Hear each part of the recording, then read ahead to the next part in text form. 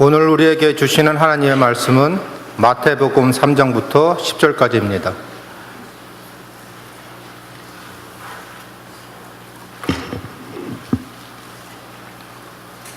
심령이 가난한 자는 복이 있나니 천국이 그들의 것이며, 애통하는 자는 복이 있나니 그들이 위로를 받을 것이며, 온유한 자는 복이 있나니 그들이 땅을 기업으로 받을 것이며, 의에 줄이고 목마른 자는 복이 있나니 그들이 배부를 것이며, 긍휼히 여기는 자는 복이 있나니 그들이 긍휼히 여김을 받을 것이며, 마음이 청결한 자는 복이 있나니 그들이 하나님을 볼 것이며, 화평하게 하는 자는 복이 있나니 그들이 하나님의 아들이라 일컬음을 받을 것이며, 의를 위하여 박해를 받은 자는 복이 있나니 천국이 그들의 것입니다.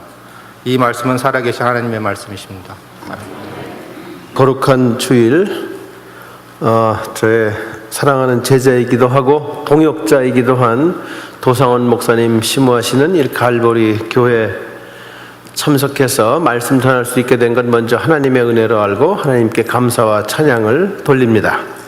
그리고 저에게 이렇게 귀한 시간을 허락해 주신 도 목사님 그리고 교우 여러분께도 감사한 마음을 전합니다. 오늘 이 시간엔 참된 행복이란 제목으로 말씀을 드리겠습니다.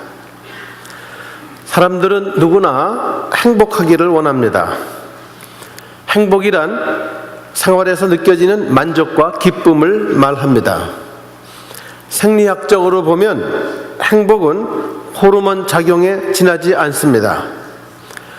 그래서 마음이 즐거워지면 엔돌핀과 같은 신경 호르몬이 증가하며 행복감을 느끼게 된다는 것입니다.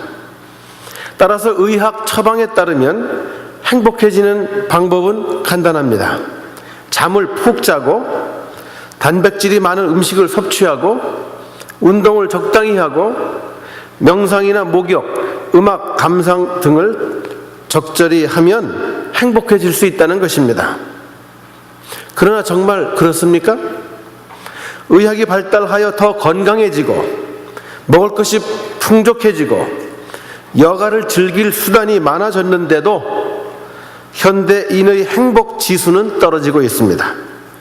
사회과학자들은 삶의 질, quality of life라는 지표로 행복을 설명합니다. 즉 1인당 국민소득과 같은 경제적, 물질적 지표로 행복감을 측정하는 것입니다. 그러나 물질이 풍요해지면 행복도 증진할 것이라는 믿음은 시간이 흐를수록 깨져갔습니다. 1960년대 이전까지 미국은 1인당 국민소득이 성장하는 것과 비례하여 삶에 대한 국민의 만족도 또한 높아졌습니다. 그러나 1960년대 이후 1인당 국민소득은 계속 올라갔는데도 미국인이 느끼는 행복감은 점점 하강 곡선을 그렸습니다. 물질적 풍요가 반드시 행복을 보장하는 것은 아닌 것입니다. 한국의 상황도 비슷합니다. 세계 10위권의 경제 대국이 된 오늘날 한국 사람들은 경제적으로 세계에서 가장 가난했던 1950~60년대보다 행복감은 오히려 낮아지고 있습니다. 옛날에는 배고팠지만 정이 있었고 소박했고 순수했습니다. 지금은 잘 먹고 잘 살지만 짜증나고 살벌하고 불안한 삶을 살고 있다고 느낍니다. 사람들은 무엇을 행복의 조건이라고 생각할까요? 조사에 따르면 사람들은 행복의 조건으로 첫째 가정 화목, 둘째 건강, 셋째 재산이라고 생각하고 있습니다. 특히 노년에는 행복하기 위해 세 가지가 필요하다고 하는데 그것이 남자와 여자의 경우 서로 다르답니다. 여자의 경우는 노년에 필요한 것이 첫째 돈, 둘째 건강, 셋째 친구라고 합니다. 그런데 남자는 노년에 행복하기 위해 필요한 것이 첫째 마누라, 둘째 부인, 셋째 아내라고 합니다. 물론 행운이나 불운이 행복감에 영향을 미칠 수 있습니다. 그러나 그 효과가 계속 나타나는 것은 아닙니다. 어떤 심리학자가 복권 당첨자와 척추마비 환자가 삶에서 느끼는 행복감을 비교 조사한 적이 있습니다. 그 결과 복권 당첨자는 한동안 행복감의 극치를 맛보지만 장기적으로 행복하기는 힘들다는 사실이 밝혀졌습니다. 반면 척추마비 환자는 불행감을 느끼기는 했으나 미래를 부정적으로 보지는 않았습니다. 이것을 대비 효과라고 부릅니다. 예를 들어 갑자기 추위가 몰아닥치면 사람들은 오들오들 떱니다. 그렇지만 추위가 계속되면 사람들은 더 이상 첫날처럼 춥다고 느끼지 않습니다. 마찬가지로 돈 벼락을 한번 맞아본 사람은 일상에서 재미를 얻기 어렵다고 합니다. 다시 말해 자극 수준이 높아진 사람은 웬만한 자극으로는 행복감을 맛보기 힘들다는 것입니다. 따라서 복권 당첨자의 행복감이 오히려 재활 의지를 다지는 환자보다 떨어질 수 있다는 것입니다. 잭 휘테거라는 미국인이 2002년 복권 사상 최대인 3억 1,500만 달러의 당첨금을 받았습니다. 그러나 그것은 참담한 결과를 가져왔습니다. 그는 음주, 도박, 여색에 빠져들게 되었고 주변에는 물질적인 도움을 호소하는 사람들로 들끓었습니다. 어떻게든 돈을 뜯어보겠다고 사람들이 온갖 소송을 걸어서 460건에 이르는 법정 싸움에 휘말렸습니다. 돈 이야기만 하는 친구들과는 사이가 멀어졌고 더 이상 사람을 믿지 못하게 되었습니다. 부인과는 불화가 깊어져 이혼을 당했습니다. 몸값을 노리는 납치범이 무서워서 딸을 학교에 보내지 않았는데 또래들과 어울리지 못하던 딸은 마약에 빠져들었고 결국 마약 과다 복용으로 17세 나이에 사망했습니다. 그는 AP통신과의 인터뷰에서 이렇게 말합니다. 복권 당첨이 나를 망쳐버렸습니다. 떼돈이 행복을 가져다 주는 것은 아닌 것입니다. 그런데 주위를 돌아보면 실제로 행복을 느끼며 사는 사람이 그리 많지 않은 것 같습니다. 항상 행복감을 느끼면서 나는 행복한 사람이라고 자신 있게 말할 수 있는 것이 쉬운 일은 아닌 것 같습니다. 왜 그럴까요? 그것은 우리의 삶 가운데 불행한 일이 많이 생기기 때문입니다. 나 혹은 나의 가족이 건강을 잃어버릴 때가 있습니다. 하던 사업이 망하기도 하고 융자를 받아 산 집값이 폭락하기도 합니다. 자녀가 속을 썩이는 일도 있고 일자리를 잃어버리는 일도 생깁니다. 믿던 사람에게 배신을 당하기도 하고 하루아침에 실연을 당하기도 합니다. 자식 걱정, 부모 걱정, 배우자 걱정, 형제 자매 걱정, 친구 걱정, 친척 걱정, 직장 걱정, 사업 걱정, 건강 걱정, 입시 걱정 등 걱정, 근심이 그치지 않습니다. 그럼에도 우리는 모두 행복을 간절히 바라며 그것을 누리고 싶어 합니다. 그래서 이런저런 방식으로 행복을 찾고 있습니다. 어떤 사람은 소유함으로 행복을 누리려고 하기도 하고 어떤 사람은 성공과 출세로 행복을 추구하기도 합니다. 어떤 사람은 먹고 마시는 것으로 행복을 맛보려고 하기도 하고 어떤 사람은 여행이나 여가 활동을 통해 행복을 느끼려고 하기도 합니다. 그러나 이러한 행복은 순간적이며 덧없는 행복이라 할 수 있습니다. 참된 행복은 다른 방식으로 생겨납니다. 성서에서는 행복한 사람의 조건을 다음과 같이 제시하고 있습니다. 오늘 함께 읽은 성경 본문 말씀입니다. 소위 팔복이라는 것입니다. 마음이 가난한 사람은 행복하다. 하늘나라가 그들의 것이다. 슬퍼하는 사람은 행복하다. 그들은 위로를 받을 것이다. 온유한 사람은 행복하다. 그들은 땅을 차지할 것이다. 옳은 일에 줄이고 목마른 사람은 행복하다. 그들은 만족할 것이다. 자비를 베푸는 사람은 행복하다. 그들은 자비를 입을 것이다. 마음이 깨끗한 사람은 행복하다. 그들이 하나님을 뵙게 될 것이다. 평화를 위하여 일하는 사람은 행복하다. 그들이 하나님의 아들이 될 것이다. 옳은 일을 위하여 박해를 받는 사람은 행복하다.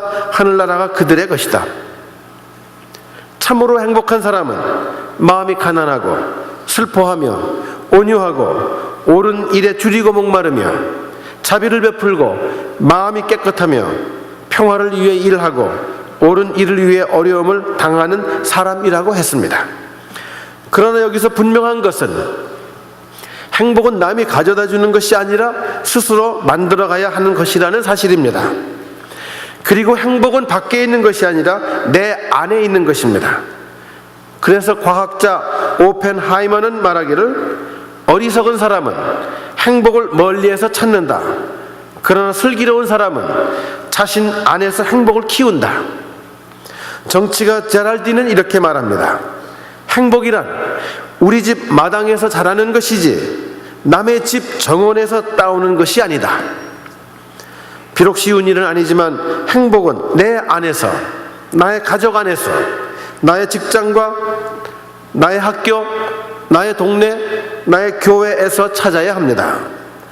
그러면 어떻게 해야 우리는 참된 행복을 찾고 그것을 누릴 수 있을까요? 본문의 8가지 행복 가운데 3가지를 오늘 생각해 보려고 합니다.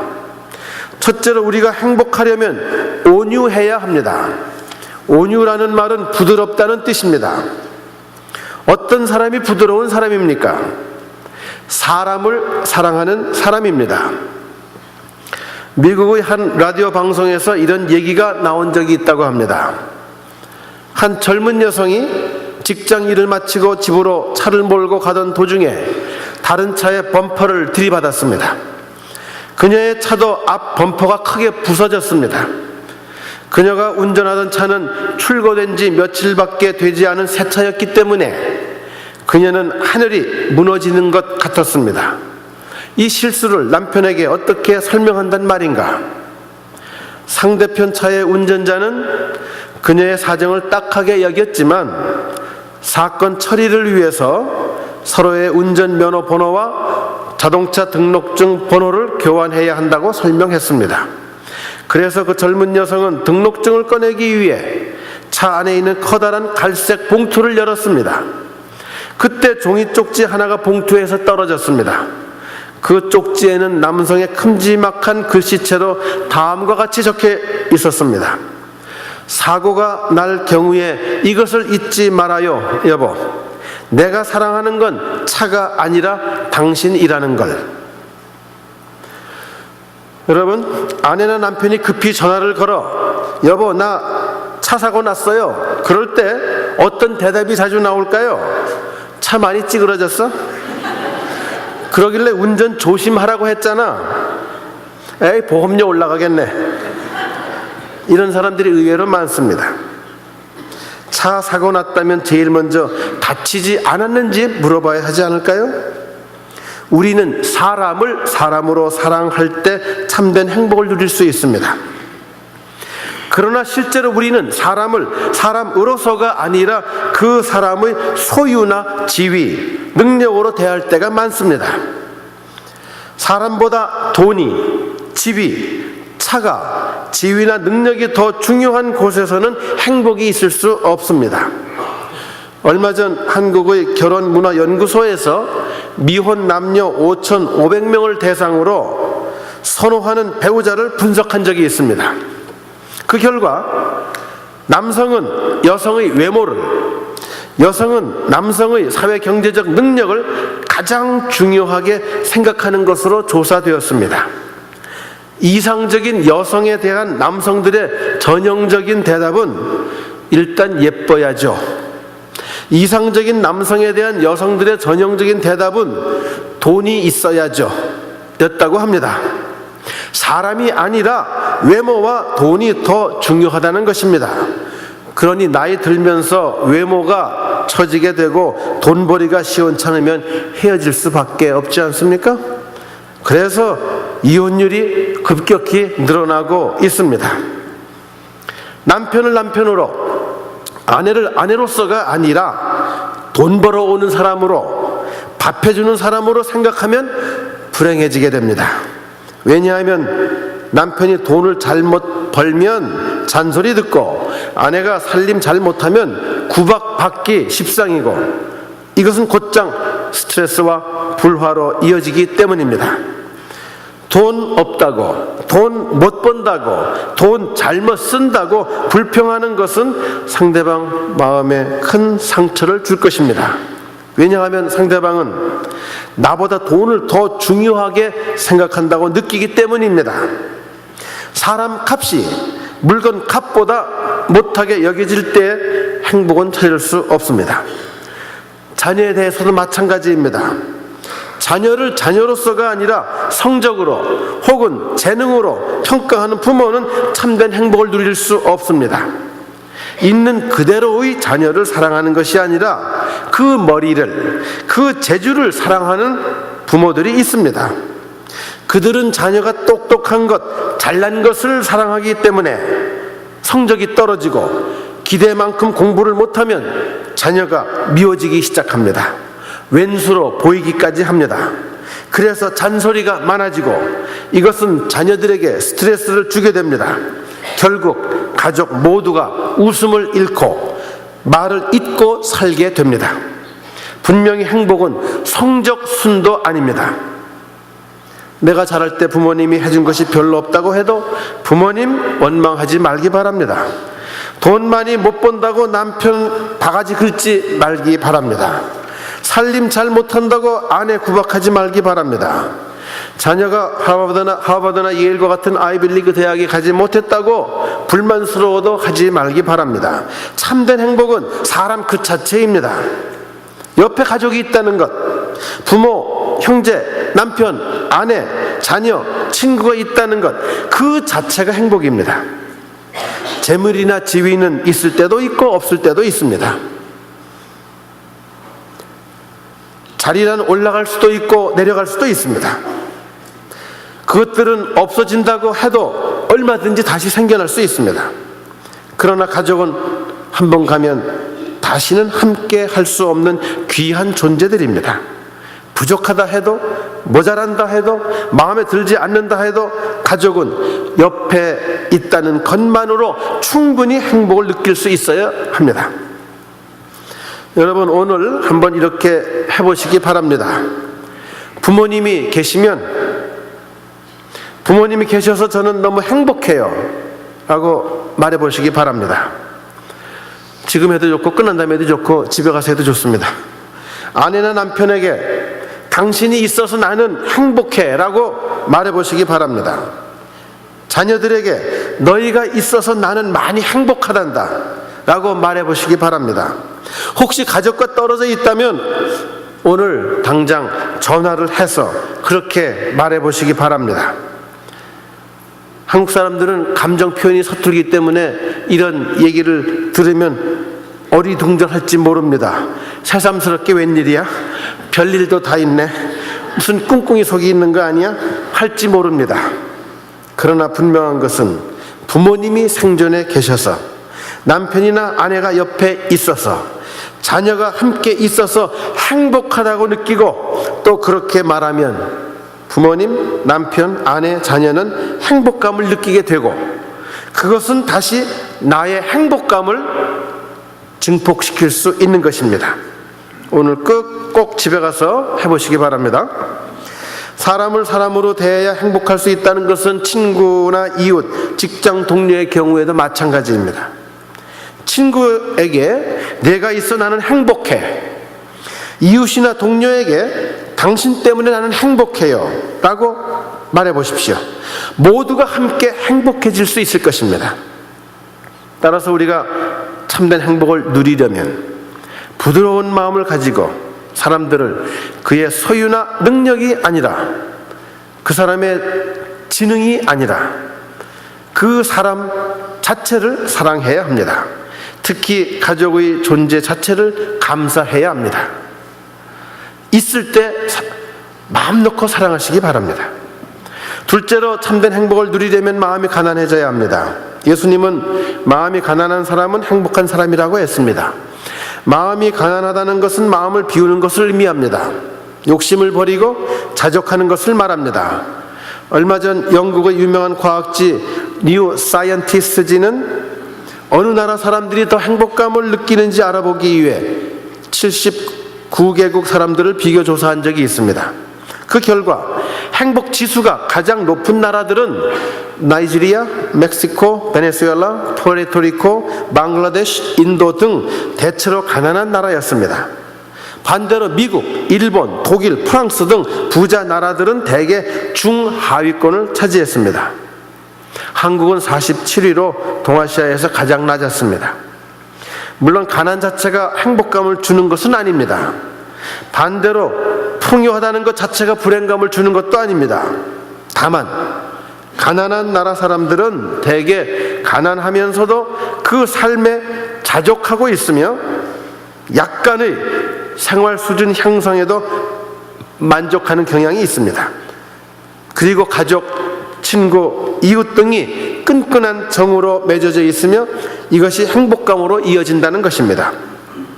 그러나 부유한 선진국 사람들에게는 이미 물질적 포만감이 행복을 주지 못하고 있고 또한 더 큰 욕심에 사로잡혀 삶의 만족감을 느끼지 못하는 것으로 풀이되고 있습니다. 행복은 재산순이 아닌 것입니다.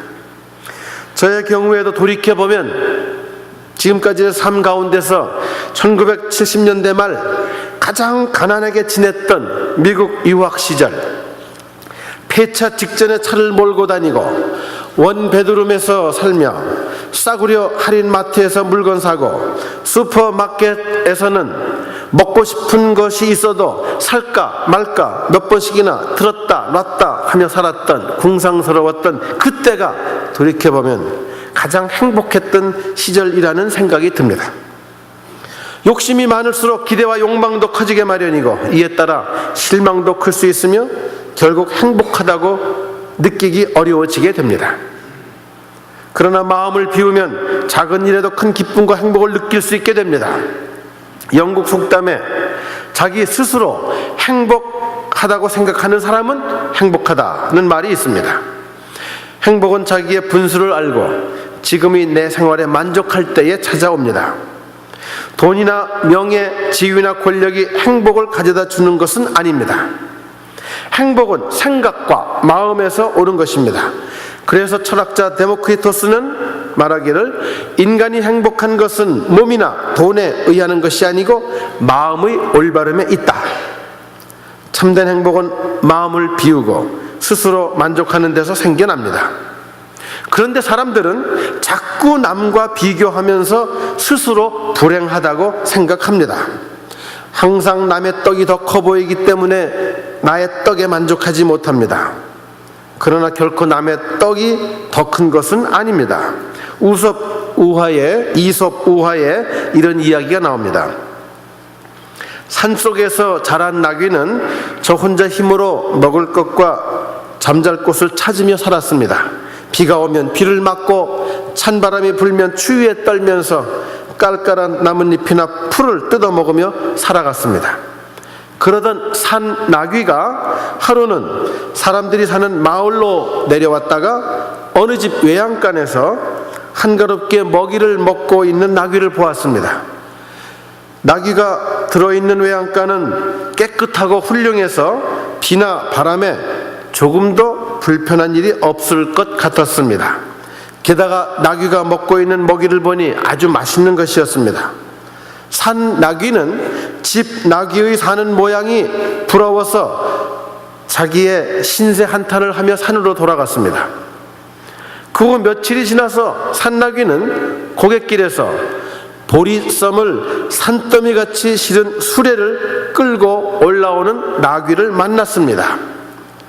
전날 마을에서 본 그 나귀가 땀을 흘리며 숨가쁘게 걷고 있었습니다. 산 나귀와 서로 인사를 하느라고 조금 멈추자 나귀 주인은 막대기로 사정없이 집 나귀의 등을 때리는 것입니다. 매를 맞은 짐나귀는 아무 말도 못하고 다시 짐 수레를 끌기 시작했습니다. 이것을 본 산나귀가 중얼거립니다. 가엾은 일이군. 저런 걸 모르고 나는 괜히 짐나귀를 부러워했지? 아무리 깨끗한 집에서 만난 먹이를 먹고 지낸다 해도 이런 괴로움을 당하는 거라면 자유롭게 사는 내가 훨씬 행복한 셈이야. 다른 사람과 자신을 비교하는 사람은 행복할 수 없는 사람입니다. 주변에 나보다 잘 살고 더 똑똑하고 잘 나가는 사람들이 많이 있어 보이지만, 그래서 나보다 행복할 것 같지만 세상에 근심 없고 걱정 없고 문제 없는 사람은 단 한 사람도 없습니다. 나를 다른 사람과 비교하고 내 아내나 남편을 다른 사람의 아내나 남편과 비교하고 내 자녀를 다른 집 자녀와 비교하는 사람은 행복을 찾기 어려운 사람입니다. 왜냐하면 이때 비교하는 것은 대개 내가 얼마나 행복한가를 확인하기 위해서가 아니라 내가 얼마나 불행한가를 확인하기 위해서이기 때문입니다. 참된 행복, 그것은 욕심을 버리고 마음을 비워 나의 모든 것, 나의 소유, 나의 존재, 나의 관계, 나의 현실에 만족하는 순간에 생겨날 수 있습니다. 마음이 가난한 사람은 행복한 사람이기 때문입니다. 마지막으로 참된 행복은 더불어 사는 삶 가운데서 생겨날 수 있습니다. 이 행복은 팔복에 나오는 자비를 베푸는 사람의 행복이라고 할 수 있습니다. 우리는 더불어 살 때 행복을 누릴 수 있습니다. 혼자만의 행복은 참된 행복이 아닙니다. 그래서 사회학자 스펜서는 말하기를 모든 사람이 행복하게 되기까지는 어떠한 사람도 완전히 행복할 수는 없다. 자비를 베푸는 삶은 행복한 삶입니다. 그래서 사도행전 20장 35절에 보면 주는 것이 받는 것보다 복이 있다고 했습니다. 가장 아름다운 마음은 남을 긍휼히 여기는 마음이며 가장 귀한 손은 남을 돕는 손입니다. 특히 병들고 약하고 가난한 사람들에게 사랑을 베풀 때 우리는 행복해질 수 있습니다. 프랑스의 빈민구호 단체 공동체의 창시자인 피에로 신부의 이야기입니다. 하루는 어떤 젊은이가 찾아와서 상담을 했습니다. 이것저것 다 해보다가 안 돼서 이제는 삶의 의미를 잃었기 때문에 자살을 하겠다는 것입니다. 신부님이 고개를 끄덕이며 말했습니다. 그럴 수 있겠네요. 자살할 충분한 이유가 있으니 자살하십시오. 그런데 내 간청을 하나만 들어주고 죽으면 안 되겠습니까? 하고 물었습니다. 죽으려는 사람에게 죽지 말라는 이야기를 하기는커녕 오히려 간청을 하니 어이가 없었지만 이왕 죽을 몸이니까 간청이나 들어주고 죽자고 생각했습니다. 신부님이 젊은이에게 부탁한 것은 빈민들을 위한 집 짓기였습니다. 그렇게 신부님과 함께 몇 채의 집을 짓고 난 후 젊은이는 이렇게 말했습니다. 신부님이 저에게 돈, 여인, 집을 주셨다 해도 저는 아마 자살했을 것입니다. 그런데 신부님은 제게 삶의 의미를 주셨기에 저는 오늘 행복합니다. 어려운 사람을 도운 것이 결국은 자신을 도운 것이 되었고 이때 비로소 행복을 느낄 수 있었던 것입니다. 옛 소련이 붕괴된 후 정치권 마피아와 결탁해서 갑자기 거부가 된 러시아인들이 늘고 있다고 합니다. 재산이 10억 달러 이상인 억만장자가 110명이나 되는데 이들은 모두 자선과 기부에는 인색하고 초호화 사치 생활을 즐기고 있다고 합니다. 8천만 달러나 되는 보잉 767이나 737 전용기를 가진 이들도 많다고 합니다. 어떤 사람은 한 번 휴양 가는데 500만 달러 이상을 썼으며 어떤 사람은 딸을 위해서 2천만 달러를 들여 실내 스키장을 만들어 주었고 어떤 사람은 아내 생일에 300만 불을 들여 팝 가수들을 집으로 초청하기도 했다고 합니다. 망할 나라입니다. 수백억 달러의 재산을 가지고 있으나 자녀에게 상속하거나 흥청망청 쓰는 것이 아니라 대부분을 사회에 다시 환원하기로 한 세계 1, 2위 부자인 미국의 빌 게이츠나 워런 버핏과 같은 이가 러시아에는 없는 것입니다. 세계 가장 잘 사는 부자 워렌 버핏이 사는 집은 겨우 50만 달러짜리라고 합니다. 대문도 없는 이 집에 한 번은 도둑이 들었는데 가져갈 만한 것이 없어서 그대로 나와 버렸다는 토픽 뉴스를 본 적이 있습니다. 가진 자들에게 요구되는 것은 베푸는 것입니다. 그런데 가진 것을 나누고 베푸는 사람은 무척 행복하다고 느끼는 반면에 움켜쥐려고만 하는 사람은 행복을 느끼지 못한다고 합니다. 어떤 부자가 수도자를 찾아가서 물었습니다. 저는 풍족한데도 비참하네요. 왜 그럴까요? 수도자가 대답했습니다. 돈 벌기에는 너무 많은 시간을 쓰지만 사랑하기에는 너무 적은 시간을 쓰니까 그렇지요. 그렇다고 자비와 사랑을 베푸는데 반드시 돈이 있어야 하는 것은 아닙니다. 우리의 시간을, 우리의 마음을, 우리의 몸을 나눠줄 수도 있습니다. 고 테레사 수녀가 운영했던 인도 캘커타 빈민지역 사람들을 위한 영생의 집은 세계 각지로부터 자원봉사자들이 몰려드는 곳입니다. 이들은 영광과 축복을 위해 몰려드는 것이 아닙니다. 이들은 유럽, 미국, 아프리카 등지에서 와서 짧게는 며칠, 길게는 몇 년 동안 병들어 신음하는 이들의 고통을 덜어줍니다. 대가를 바라지 않는 이들 봉사자는 병동을 쓸고 닦고 환자들을 세면장으로 옮기고 침대를 소독하고 담요를 빨아 말리고 침대 볼을 덮는 일을 합니다. 오물로 범벅이 되어 있는 환자들을 씻기고 그들의 옷을 삶아 빨아 말려서 다시 입힙니다. 환자들의 머리와 수염을 깎아주고 기름 마사지도 해줍니다. 칼리가트라고 불리는 이곳을 거쳐간 환자는 수만 명에 달한다고 합니다. 사람이 죽으면 그 시신을 닦고 천으로 덮어 묘지나 화장터로 보냅니다. 이 모든 일들은 너무 고된 일이었으나 여기에 와서 일하는 봉사자들은 모두 즐거운 마음으로 일한다고 합니다. 가난, 질병, 더러움의 지옥과 같은 도시 한가운데서 사랑이 있고 희생이 있고 헌신이 있는 영생의 집은 천국이라고 봉사자들은 말합니다. 그들은 자기 나라로 돌아간 뒤에도 평생 자원봉사 활동을 하며 살아가고 있다고 합니다. 6년째 이곳에서 봉사하고 있는 안디라는 독일인은 이 일을 하는 이유를 묻는 친구에게 이렇게 대답합니다. 이 일을 하면 우선 내가 행복하거든.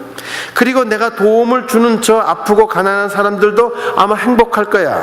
그러면 저 위에서 세상을 보고 계시는 하나님께서도 행복해 하시지 않겠어? 참된 행복은 사랑과 자비를 베푸는 데서 올 수 있습니다.